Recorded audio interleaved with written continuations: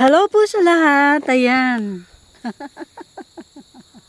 Sana po panoorin nyo ang video na ito mula sa umpisa hanggang sa matapos.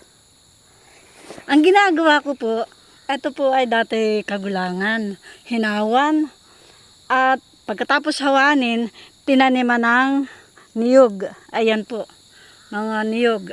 At habang nagpapalaki po ng niyog, ay sinabayan po ng saging,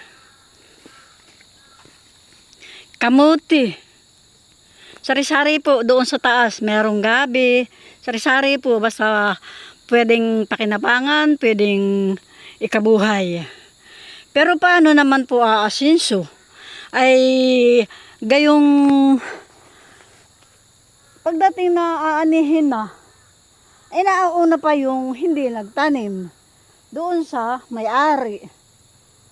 Abay, pwede naman po siguro sila ring magtanim para po sila ay meron ding anihin. Di po baga? Ay. Parang hindi ko alam kung nakakatuwa baga o ano yung nangyayari. Ayan.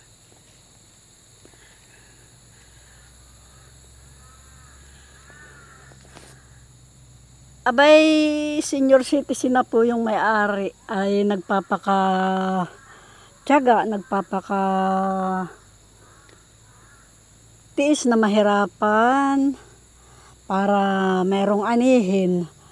Abay, siguro naman po dapat ay mag-ana rin yung may-ari. Huwag namang unahan nung hindi nagtanim. Ano po kaya?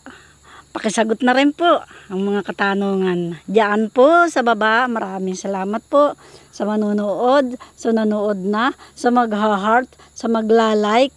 Paki-comment na rin po diyan sa baba.